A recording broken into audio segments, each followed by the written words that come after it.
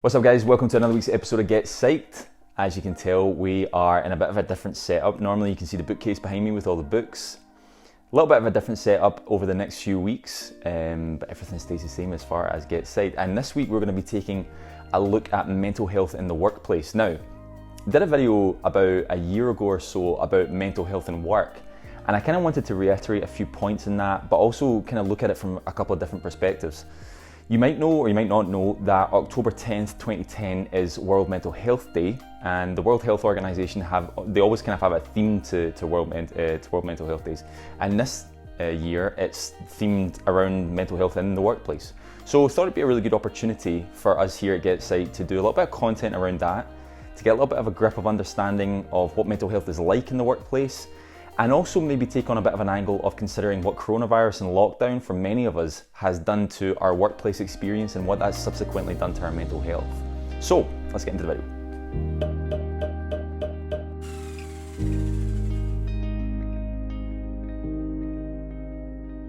Now, the first thing I wanted to do was to take a little bit of a look at a legal perspective, because I think we can go into all kinds of coping strategies and ways of managing mental health in work for you as an individual, and we will look at those kind of things.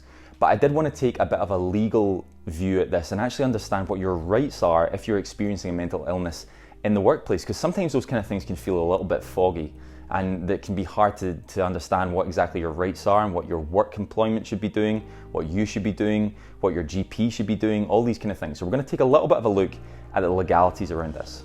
Now, the Equality Act 2010 and the Disability Discrimination Act 1995 are really the acts to protect people with disabilities in the workplace. Now, from a legal stance, somebody who has been diagnosed with a mental illness is classed as having a disability. Now, there are a few criteria that we need to consider in order to assert the understanding that somebody with a mental illness is classed as having a disability. So, for example, when it comes to a workplace, they need to have been experiencing the mental illness for 12 months, or it be assumed that they will experience it for 12 months. So that's one of the kind of grey areas that often people think they need to have been diagnosed with a mental illness for 12 months in order to be, considered within that disability demographic in a workplace. It's not necessarily the case. What happens is your GP might contact your work employment and say, do you know what, this person's been suffering from major depression or generalized anxiety disorder, and I anticipate that will be within the next kind of 12-month period. That's one of the criteria. Another criteria is also that your work is affected to some degree, negatively affected by your mental illness, and that daily tasks are affected. So there's a kind of a general sense of how mental health or your mental illness might impact you day to day, but also a consideration of how your mental illness might actually affect you on a work basis. So these are the kind of criteria that are important in order to be considered within that disability demographic when it comes to mental illness in the workplace.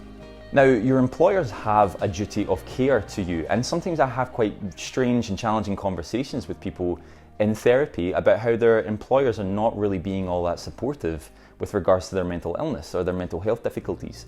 Your employers have a duty of care to ensure that you are safe, to ensure that you're well, and that comes within the bracket of mental illness as well.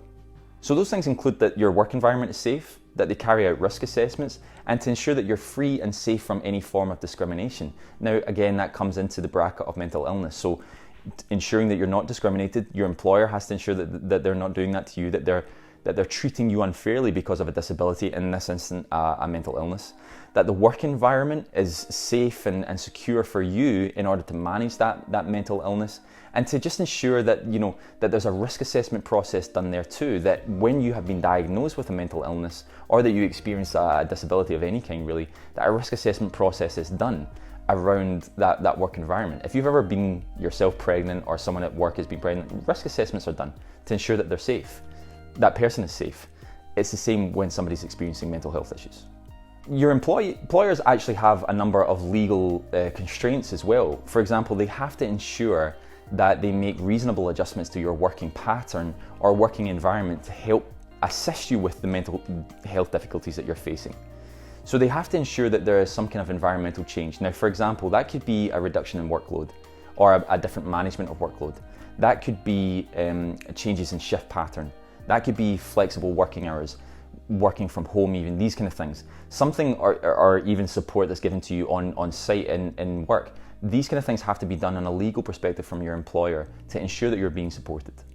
Fundamentally as well, they cannot legally discriminate against you because of your mental illness. Now, this is one of the things that I hear often in therapy, is that clients sometimes fear that they're going to lose their jobs because of being given a mental illness and they've had to have time off work. That can't legally happen. Now, of course, it does happen, but it's not by law, and there's legal processes that can be enacted as a result. So you can't lose your job because of that, and that's a reason because your employers are legally constrained to not show discrimination against you because of your mental illness. So that is to kind of keep you safe and secure. Now, there are a number of things that your employers could be doing that they don't necessarily have to be legally bound by, but it's something that is maybe considered. So if you're an employer yourself, or you are part of a company, or you're an employee and you want to recommend things to your employer, that could be things like having an employee assistance program or an EAP. And that's basically where your company or the company that you work for would have a contract with a therapeutic organization that would provide therapy to employees free of charge as part of the kind of contractual agreement that you have for working with them. So EAPs are much more common than they used to be. I used to work for EAPs actually, and they do great work with organizations to ensure that there's therapy provided for employees, to ensure that those employees are actually getting back to work and that they're supported. It's good for the individual, it's good for the company as a whole as well. Also, consulting occupational health and human resources, these are the kind of things your employer really should be doing.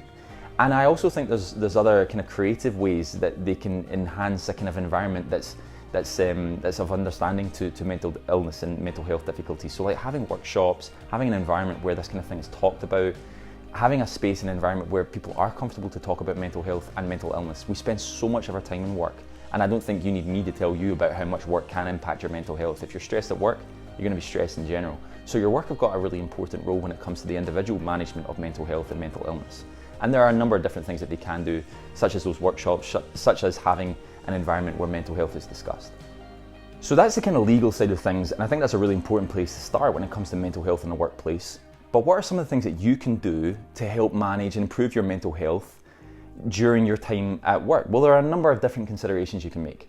I think one of the key things and one of the first things to do is to actually talk to your employer, to talk to a line manager, to talk to a person in a managerial position. These are the kind of things that are going to really help, because often I think, again, that's why it's important for us to know the legalities, because sometimes people fear that they're going to lose their job because of a mental illness or a mental health difficulty, and that's legally not the case. So talking to your employer, keeping them in the loop, if you feel comfortable to do that, can be really beneficial. I also think trying to discuss with your employer about how the environment or how your working pattern can be changed or adapted in order to support you better. So that might be changes in workload. That might be changes in shift pattern or flexible working, or even taking support from a supportive team in the workplace. These are the kind of things that you need to talk to your employers about. The other thing is to talk to your GP. Now, I say this because often one of the beneficial things with talking to your GP when it comes to mental illness and work is that sometimes some sick leave can be attributed to that and can be granted, and that can be really beneficial for some people. Some people don't find that beneficial. Some people would rather get back to work. Some people find real purpose in work and find it as a kind of safety net and a sense of purpose, which makes a lot of sense, and therefore they should stay there. But if work is a real cause, a real issue for your mental health, then maybe some sick leave is appropriate. Now again, we can start to get into concerns of losing jobs and things like that. That's why we need to remember the legalities here. So talk to your GP, get them to understand what you're feeling and what mental health difficulties that you are experiencing, and maybe some sick leave would be appropriate off the back of that. I would also say, and I know how biased I can be with this, I would also say accessing therapy is a really important part of managing mental health in the workplace. You need somebody that you can talk to. And again, I think often what can happen, particularly if work is causing some of those mental illnesses or causing some of those mental health difficulties, it can feel quite isolating. You know, we're in so much of work, so much of our lives, and it can feel very restrictive and isolating. So I think therapy can be a really good option for people, and often that can be through your GP too, to actually access therapy to gain some support when it comes to mental health in the workplace. Actually, active things in the workplace as well on a day-to-day basis can be really important considerations when it comes to managing mental health. Things like socializing with employees that you feel, or other colleagues that you feel comfortable with. You know, thinking about your diet and your hydration, these are the kind of things as well, and taking regular breaks. These are the kind of things that can be really beneficial where it's possible. Again, sometimes our work lives can be really stressful and sometimes these things aren't possible and that can lead to mental health difficulties. But I think actually in action on the day, in the working environment, it's really important to be thinking about the things that are going to help with your mental health. For me as well, one of the big things of actually managing mental health in the workplace is thinking about the things you do out with the workplace. Trying to attribute some kind of balance. Like for me, I always talk about this on GetPsyched, and I talk to a lot of people about this. One of the ways in which I manage self-care is to have contrast in my life. So I enjoy my therapeutic work, which is very deep and interpersonal and qualitative and conversational. I enjoy a contrast to that when I go to the gym and lift heavy weight. That's the contrast that I experience in my life, because that's a really selfish thing in a good way. That's a selfish thing, that's a thing that's for me, a thing that I enjoy, a thing that's individualized in some senses, and I can just put my headphones on and lift, and that's what I enjoy doing. That's what I do out with work to help manage my mental health in work, and I think that goes for many of us. I think as well what can happen is work can get so stressful that we can start working out with our shift pattern. I understand the inevitabilities of that sometimes, but that can lead to excessive stress. Trying to create a routine and a structure where you have a life outside work and you have things that you enjoy doing outside work is going to help with your mental health in work. One of the other things that I think is really powerful here, and I think I've maybe mentioned this a couple of times in recent videos about a couple of papers I read recently about trauma treatment that have talked about how they're finding more and more that voluntary work in trauma treatment, where somebody who's experienced trauma helps other people, can be hugely beneficial for their own recovery. I actually think that can be applicable to many different facets of life as well. One of which is mental health in the workplace. If you're struggling with your mental health difficulties in work, actually being supportive to someone else that you think might be struggling too can be great for your own recovery. That sense of of helping can be really, really powerful. So maybe think a little bit about the other people that you work with. Are they maybe suffering from mental health difficulties? If so, maybe you can be of support to them. That can often aid your own recovery too. One of the other parts to this that I wanted to talk about is something that I've had conversations with people recently about, talking to other people that might be suffering from mental health difficulties in work, and what your role is as a colleague, or what your role is as a manager, or what your role is as a line manager or a director or something like that. Basically, how do you talk to people about mental health who you think are suffering from a mental health difficulty in work? And one of the first things I wanted to say about that was not to be scared to have the conversation. It's a myth that, for example, somebody who's experiencing suicidal thoughts, it's a myth that you're going to push them over the edge if you talk about it. Actually being quite direct and saying, are you experiencing suicidal thoughts? Or are you experiencing mental health difficulties? Maybe said a little bit more eloquently than that, can be really beneficial. Don't run for these conversations. If you think it's appropriate that you talk to that person, don't be worried about saying the wrong thing, because it's going to be virtually impossible for you to say the wrong thing. In therapy, we're often trained that having the conversation about suicide or having the conversation about mental illness or mental health can be therapeutic in itself, because it opens the door to having a discussion about it. It opens the door for that individual to be okay about talking about it, and that's applicable for the workplace too.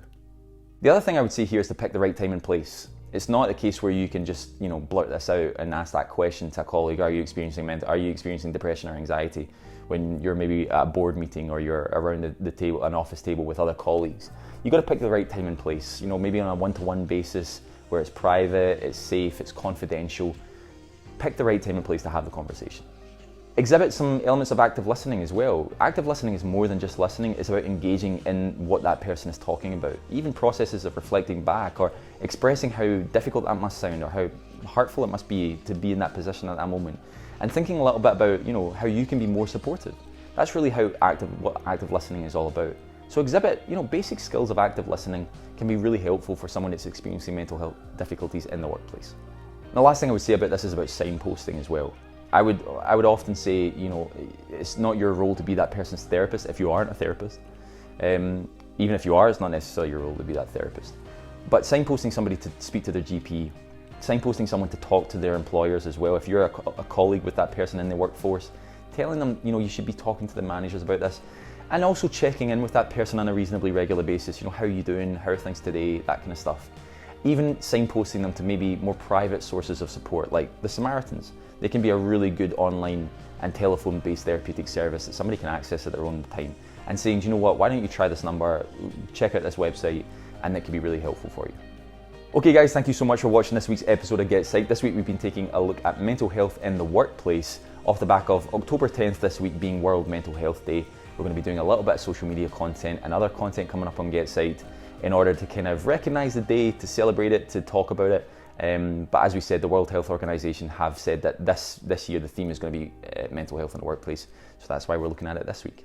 If you've enjoyed today's video, guys, then make sure to hit that like button. You can comment on the video as well and I'll get back to you. And if you've been enjoying GetPsyched as a whole, make sure to hit the subscribe button and hit that little bell next to the subscribe button and you get weekly reminders every time I upload. Thanks so much for watching, guys, and hopefully catch you next week.